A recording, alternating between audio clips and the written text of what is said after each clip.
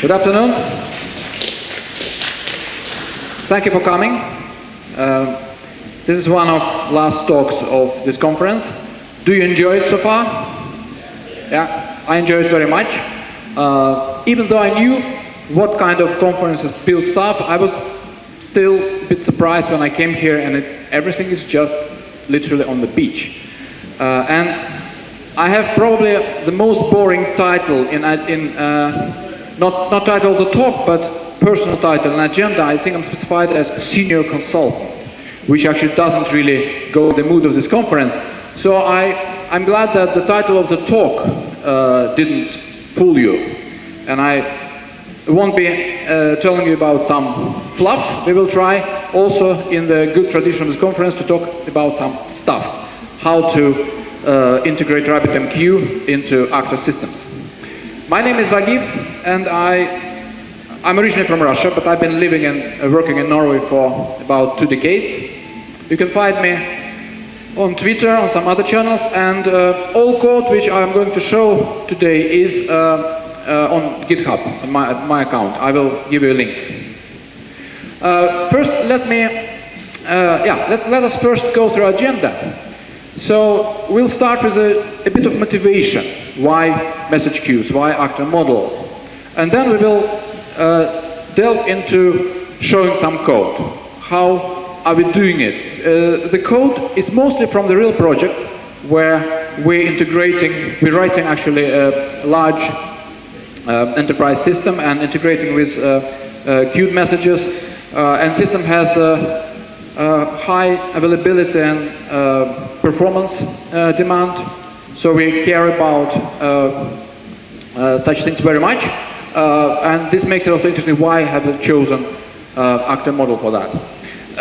And then we will start going into some queued message patterns and how we implement them using F#. Let me ask you, who is doing these days WS transactions? Nobody. Is it an indication of something? Because about 10 years ago, a bit less, we all could read about the rosy future days where all transactions we were successfully running on local database. We could be running across the internet, across the web, even though the internet is impossible to manage.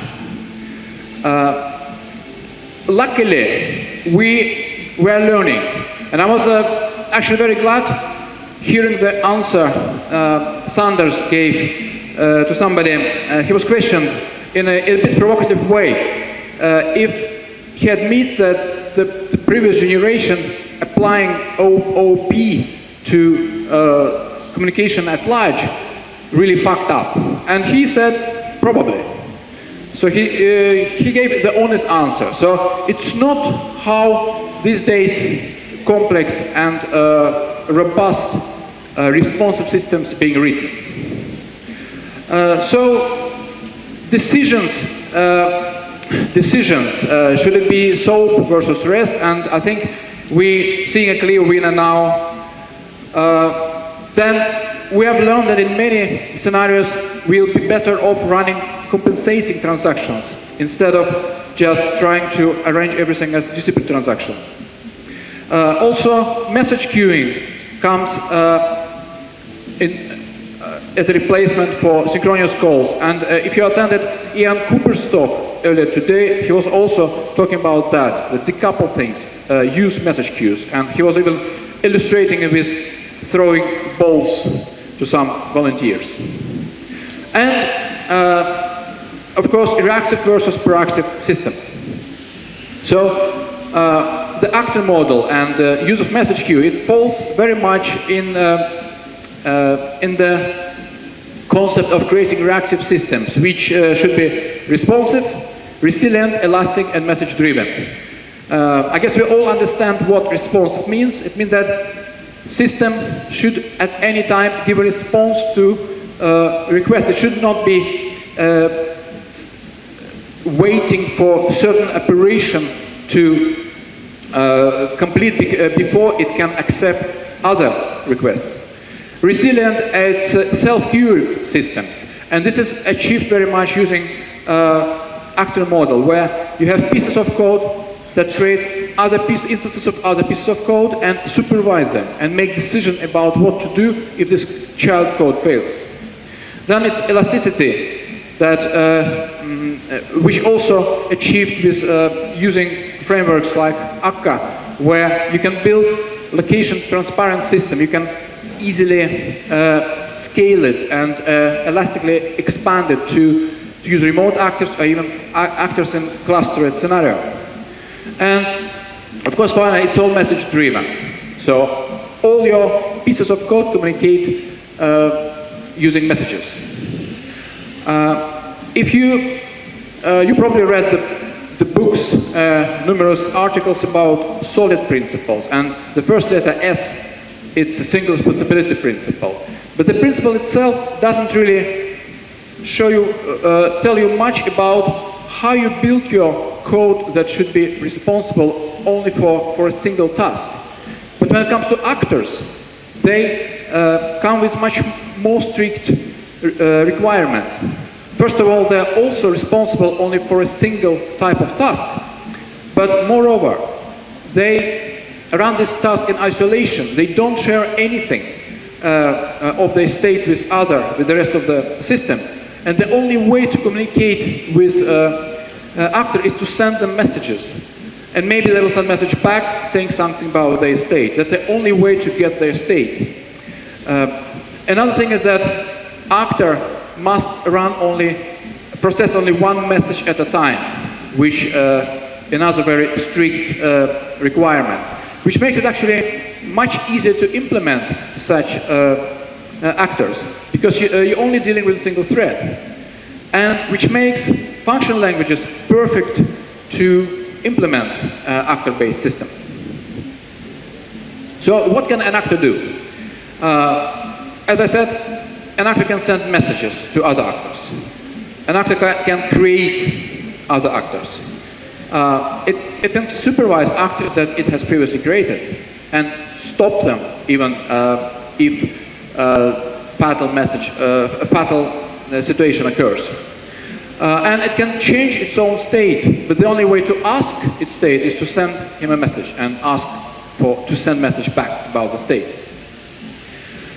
So with that, we can start building systems composed of actors, which will look something like this, where you have these hexagons representing actors, and you will see the actor hierarchy from left to right.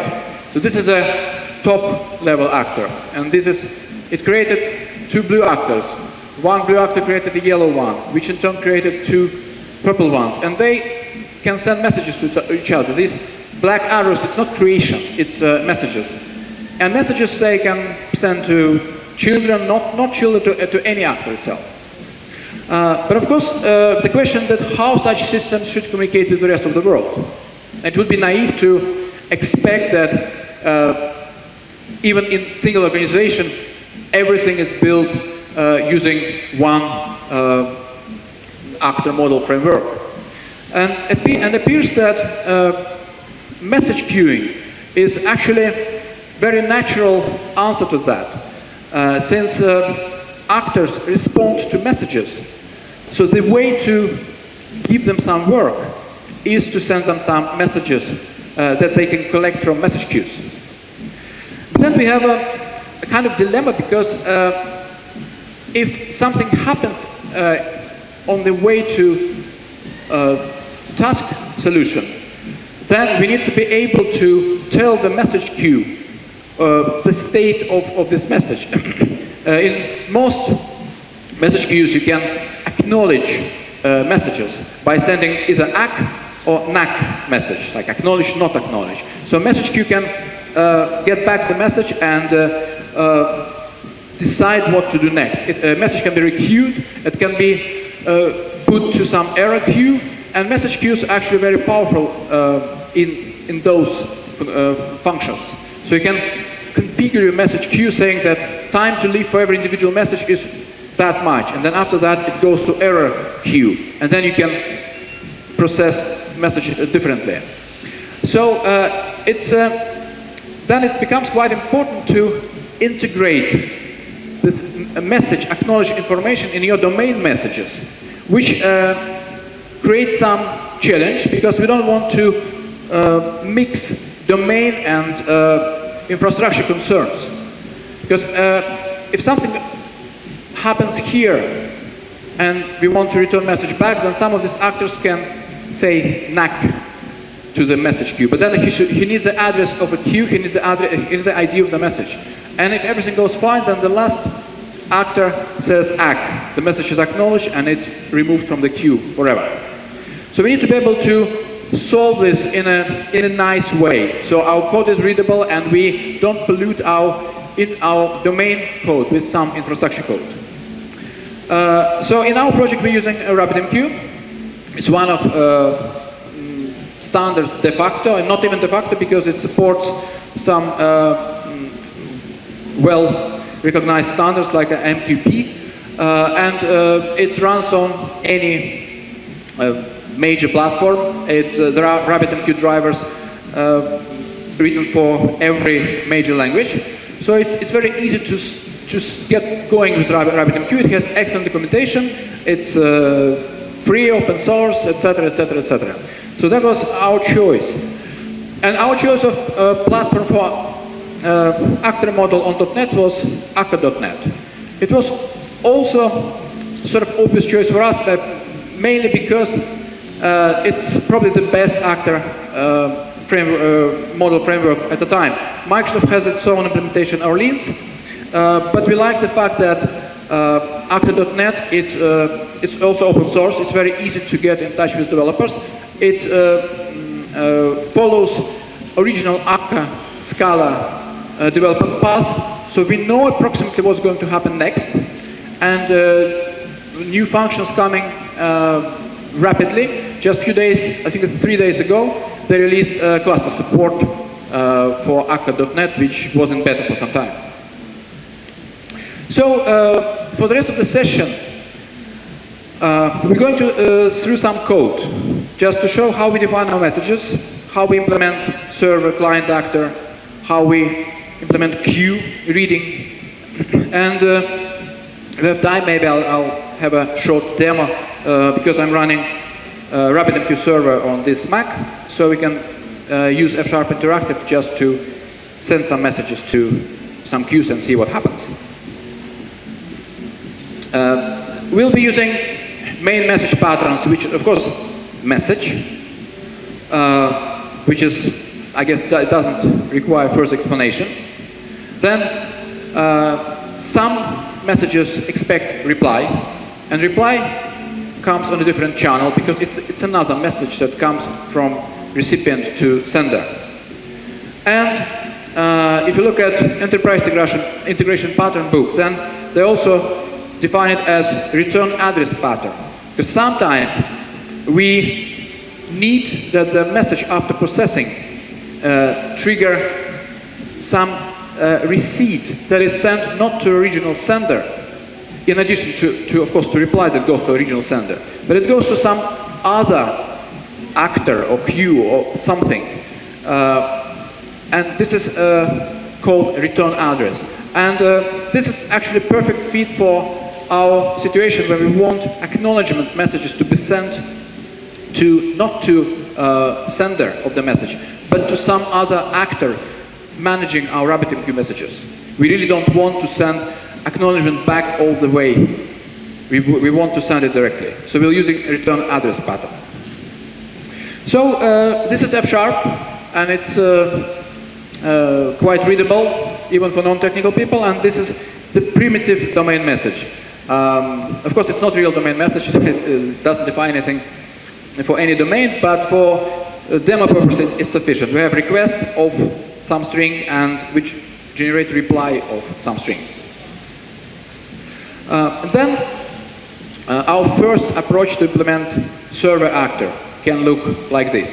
So this is F#, and to implement actor that processes Akka.NET messages, you need a function, because everything in F# is functions. So this function receives a mailbox. So And then it needs to retrieve messages from this mailbox in the loop. So this is a recursive function that just calls itself all the time. So it receives a message, and then it matches with, using pattern matching with request, and then it sends the reply. And this funny operator is operator tell in Actor.NET. It's method tell in Actor.NET, but in F# they overloaded this operator. It says send this message to this actor, which is a sender of the original message. So if we don't think about separation of concerns, then we could have defined our domain message or redefine it like this. We can get some requests, but sometimes we need to have a return address. So we have an alternative message, request with ACK of some actor, everything, all communication entities are actors, and some acknowledgement ID. And we can send replies. But that would be really bad, because then I guess in our system we will have maybe hundreds of domain messages, and if each of them has this overload, sort of overload, it's an additional case of discriminated union, then it will be just a mess of domain-specific information with some infrastructure stuff. So instead, we have chosen to put our messages in envelopes. So we still keep our domain messages clean of any infrastructure concerns. We define an acknowledgement ID as a different type. In RabbitMQ, it's unsigned 64. And then we send all messages as envelope of either just message, domain message, that doesn't require any acknowledgement back, or message with ACK, message that requires acknowledgement, which comes as anything with additional acknowledgement information, which is it serves as return address in that pattern that we have seen.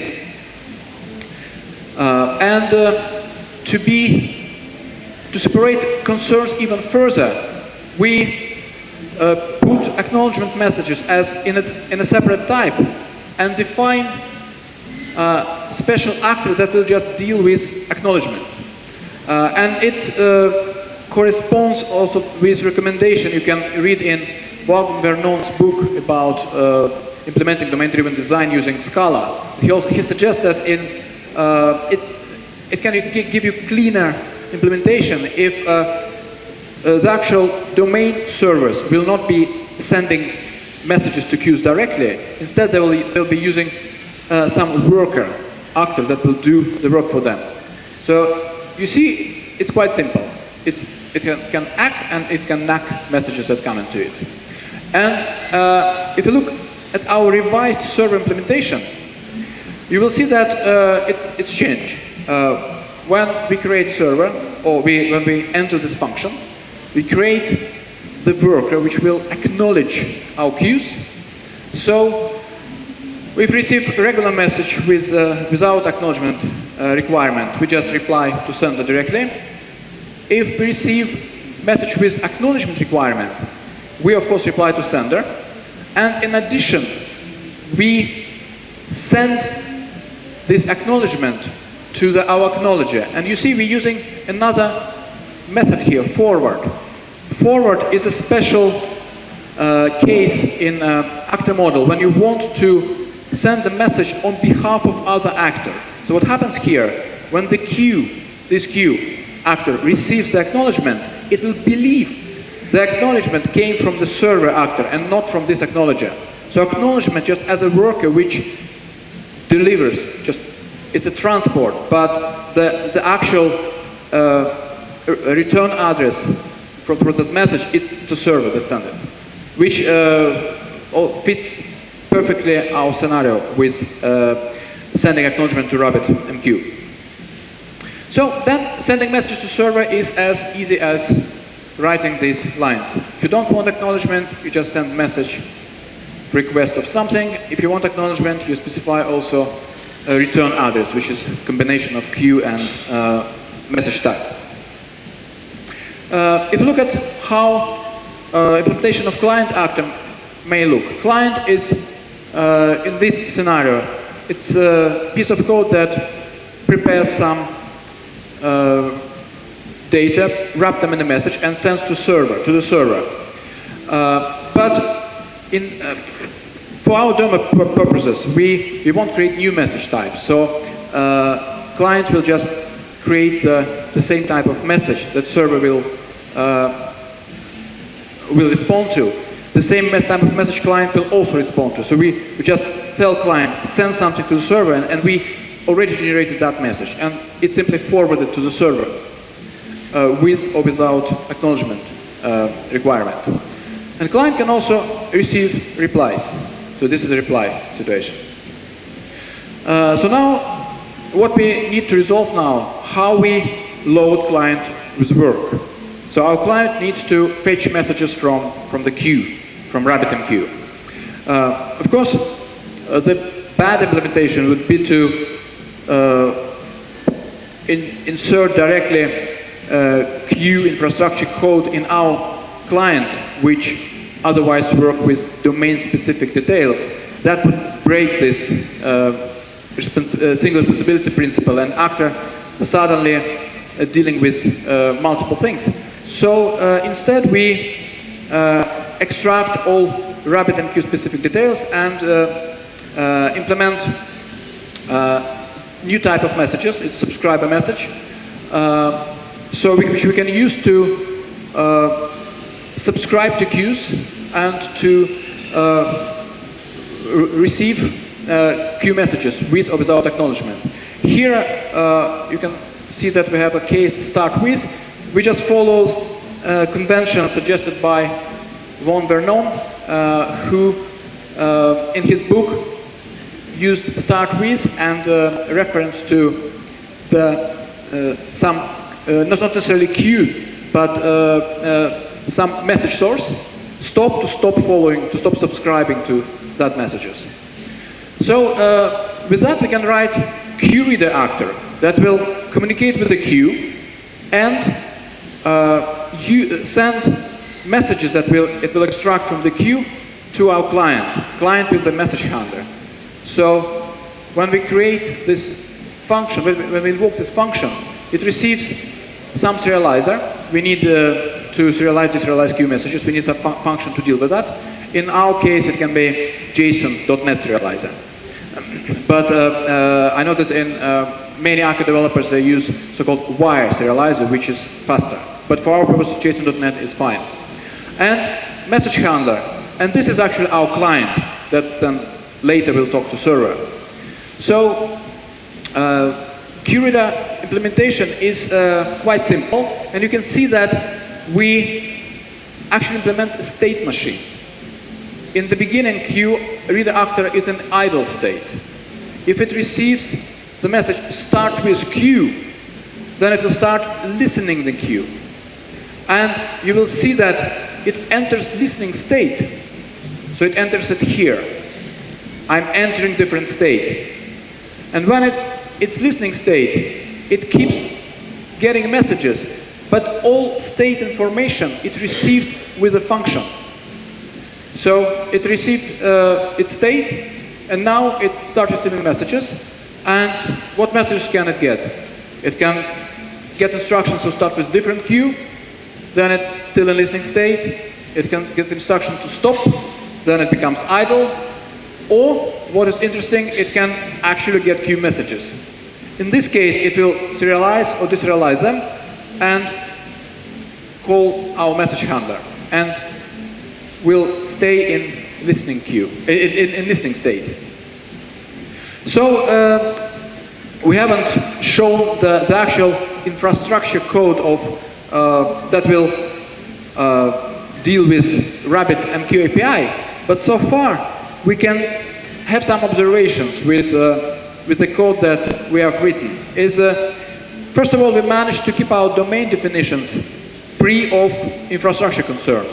So we have plenty of domain messages. In this demo only one, but in our system it's plenty. And they all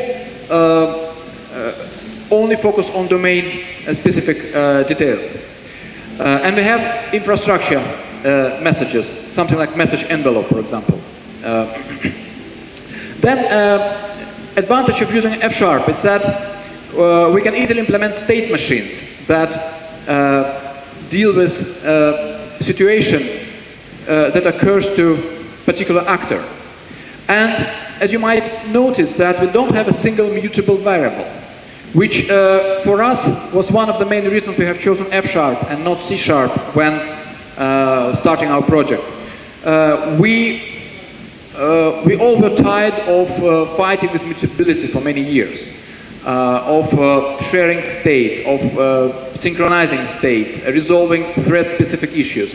So we wanted to give a try to pure, F# simply it's not pure, but pure enough functional language that would let us build a system without defining mutable variables. And so far we succeed. And if you attended one of the first talks by Sander, one of the first things he said that when implementing the microservices, they have a trend now. They do it in a functional way, and I have full understanding for that. So now we're approaching RabbitMQ. So how we approach our infrastructure. RabbitMQ deals with exchanges, because Q is a physical message destination, but when we send messages, we send them to some exchange. So it's kind of virtual queue which can be distributed to some physical queues. So when we create or declare our queues, we specify what kind of queue we create. And then you can have direct communication just with one specific queue. You can have fan-out exchange, it's typical pub-sub. And you can have also topic exchange where sender of information can route message for with certain types like error or warning messages, and subscribers can even subscribe on messages using multiple criteria. So actually these are two scenarios, routing and topic exchange. So these are first definitions to approach this goal. Then we need to define types to deal with queue message content. Even though for this purpose of demo we just working with strings, but we define a separate type for that, payload. Then we have type for routing key, because routing key don't necessarily be a strings. And then we have message content, which can be either just content or content with routing key. And then we have finally queue actor commands, which is in fact 5 pairs. So you have 2 commands for connecting, disconnecting, 2 commands for subscribing and unsubscribing to certain queue, then commands to route or unroute messages, then commands to publish and receive messages, and finally ACK and NACK. This is something that queue acknowledge worker will send. So those are 10 commands that our queue actor will use. And since we're working with actor model, it's very important that actors are supervised. So our queue actors will be created by Queue Factory, which will supervise them and listen to their exceptional situations and make decision what to do with them if exception occurs. So this piece of code, which structurally equal to what we have in our production system, I just removed some details that really not necessary for this demo. So we have a queue actor which has 3 main states: disconnected, connected, and subscribe. So when it's disconnected, it's an idle state. And then the only command it can react to is connect. And then on the connection, here comes Rabbit stuff. So we create connection, we create model, and we start declaring queue, and so on and so on. And then we enter a different state, which is connected state. In connected state, we can do some more interesting things. For example, the client can subscribe to certain queues. Because to send messages to queue, you don't need to subscribe. But if you want to receive messages, you need to subscribe to that. And the client can do that. It can, of course, disconnect in that state, publish messages, ACK and MAC things. So it's much more powerful state. Finally, there is subscribe state, which you see it drags much more data. So it's the whole actor state comes as a parameters of this state function. So in subscribe state, we can, of course, unsubscribe, disconnect, but the most interesting, we can actually, let me go to, the most probably interesting, we can receive messages. And after receiving message, we send it to subscriber with queue message with ACK. So we send the actual content and the type.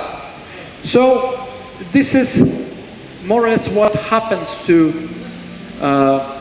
between our actors that run in our system, which is, by the way, a system that uploads to the cloud media files. It's media organization. And requests to upload the files, they come through RabbitMQ messages. And of course, since we mentioned Q Factory, I should also give you the code of that. And actually, I think this is exactly how this code looked without any omission. So it's quite simple code, and it has only one message, create exchange, which it racks to. So putting it all together, we have written the code that consists of domain messages that don't have any infrastructure concerns, even though they're highly primitive. Then we have some types to wrap them and add some routing information to return receipts to the originating queues. We have written some code to deal with RabbitMQ and send messages to actors. And we have written very simple, probably too simple, examples of client and server that just send messages, client sends messages to the server and receives reply back. And to fully exploit RabbitMQ integration, we should probably test how it works in different scenarios. And when it comes to Rabbit, you have, as I mentioned earlier, 4 main scenarios. There is also RPC, but that's not the one which was interesting for us. It's work queues where you just directly send message to some queue, and the message will be fetched by the queue reader. You have also publish subscribe when there is a fan-out exchange. We send message to some exchange, and we just configure it to redistribute messages to potentially many queues. And every queue has its own reader. It's an actor that takes a message and handles it further. Then we have routing. So we can send messages with routes like error, info, like in this example. And then we have the most complicated scenario, topic exchange, where you can not only route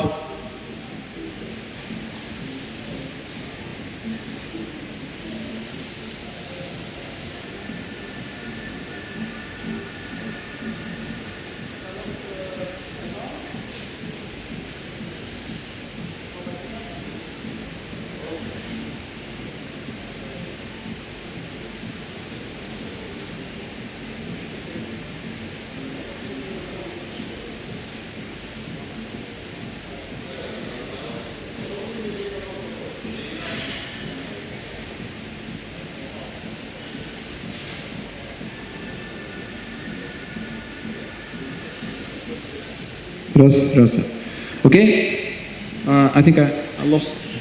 I can just continue with this one. Yeah. So sorry for that. I didn't do it on purpose. So we have topic exchange where we can send a route message, and clients can actually set some multiple criteria when receiving them. So before I will show you some code.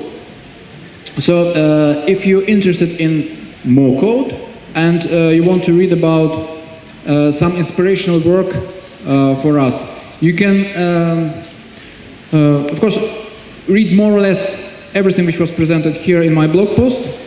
Then the patterns, message exchange patterns that we used, they were taken from the book by Gregor Hoppe and Bobby Wolf, Enterprise Integration Patterns. Then there is a great book by Bob Vernon, in particular on Akka and Scala. And there is a quite inspirational blog post by Jorge Fiorinelli about implementing reactive message patterns using F#, which actually inspired us also to do some of this work. And of course you can get akka.net. And all code is available on my GitHub account. So with that, I guess I will switch off my, see, it's a bit more difficult to show it using just a mic, but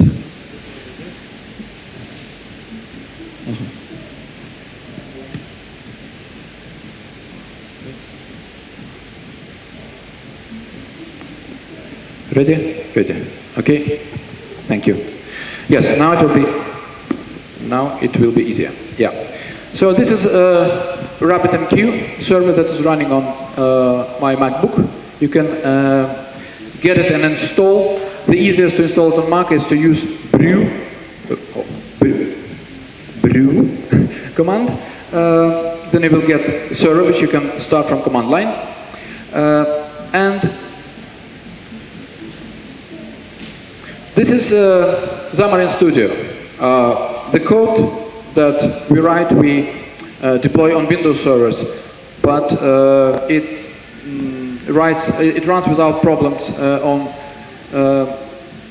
Xamarin, actually on this Mac.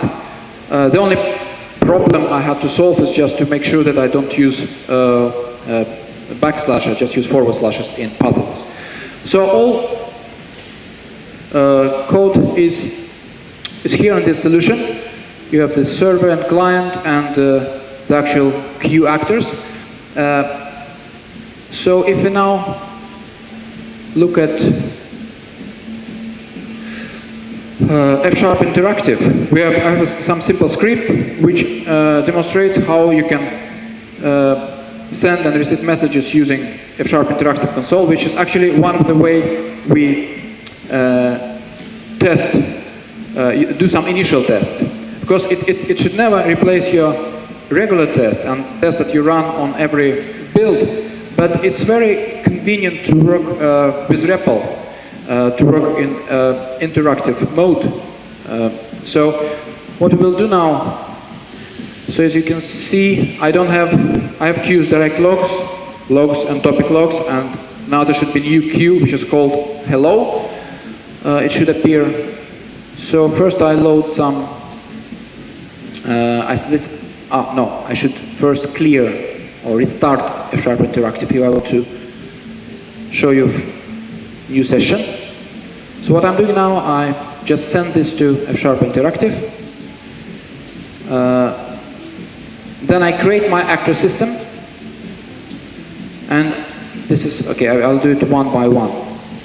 So I created, oops.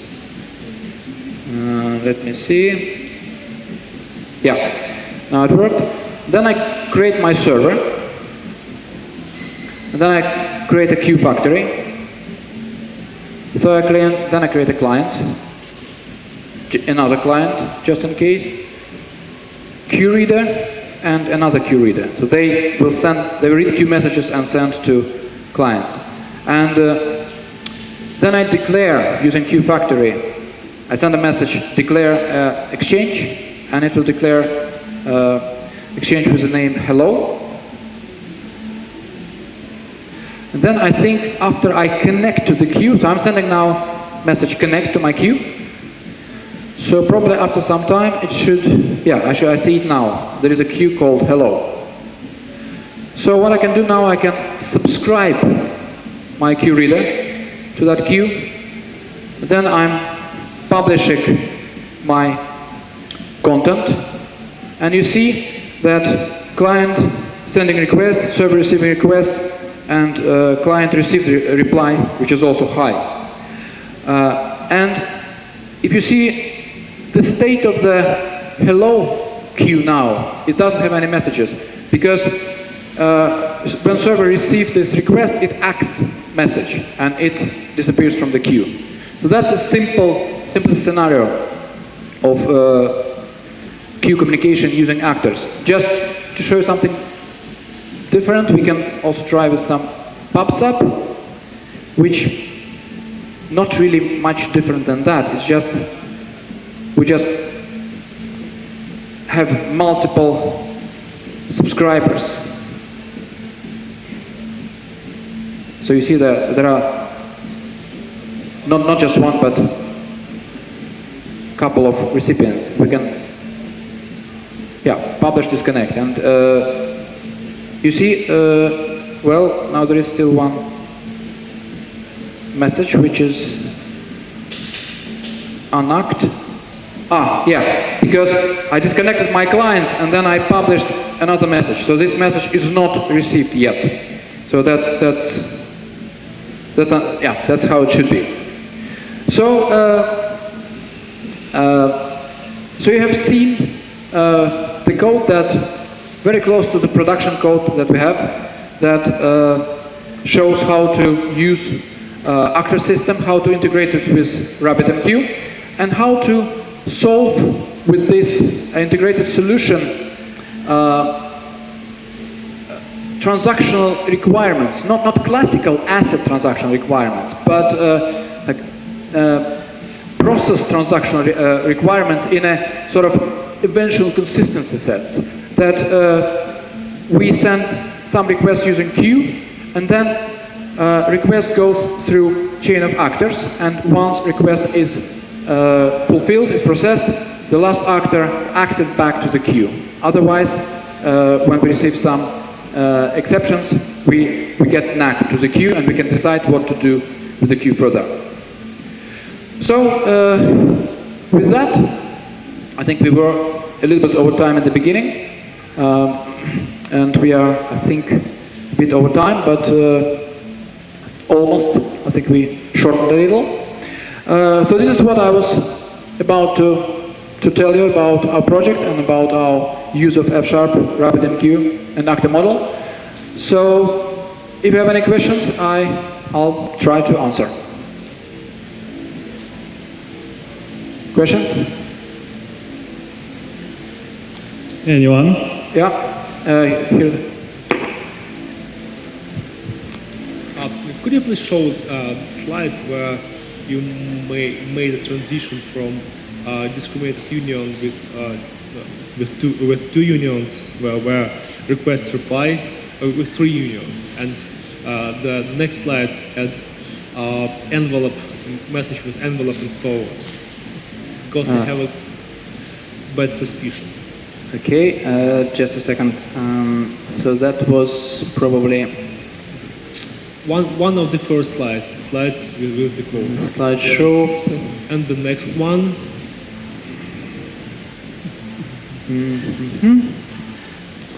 And that was, I think that was the first. Second version, I don't know, second version was here. This one? Yes. Okay, but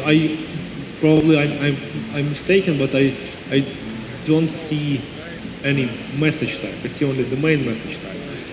It's a message envelope of A, which sorry. A is generic type. Oh yes, exactly. And I was told that I wanted to tell that with this transition from request, reply, and request with ACK to message envelope, you, from my viewpoint, I can be mistaken, but you've introduced some kind of rigidity, because when you had three unions, you wasn't able to represent illegal state. And now you can, if the main message acts as a generic argument, you can have a reply message with an ACK, which is, I think, kind of invalid. Sorry, what do you say that it introduces illegal state or? Yeah, because as I understand, the main message acts as a generic argument, as a generic parameter of message envelope. So now you have you either have message of A, where A is either request or reply, or message with egg of A, where A either request or reply. So it's possible to have an illegal state when we sending a reply with acknowledge. With egg. Okay, that's actually a very good observation. And in our real domain messages, we don't mix request and reply in the same message, because usually it's not part of the same thing. Like messages a server receive, they don't contain a reply as part of the same discriminated union.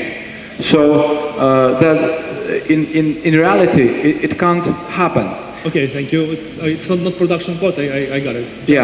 But with that, there is one important consideration about actors, that current state of .NET framework, and I think it also goes for Scala, that actor messages are by nature untyped. So even though we are very careful here, nothing prevents you from sending to your actor message 42. And that message will just go directly to dead letter box if your actor is unable to match it. There is an experimental project, it's on GitHub, it's called Ackling. The project is maintained by one of Akka contributors, and he actually, it's F# project, and he managed to create slightly different APIs that prevents you from sending any message to typed actor. So it has some guards, which I think has good potential. It's very promising. But currently, and this has to be exposed and tested, currently you can just send anything to your actor, and it will just route it to dead letter message if your actor is not capable of doing anything like that. Okay, thank you. Thank you very much. Thank you. Another question?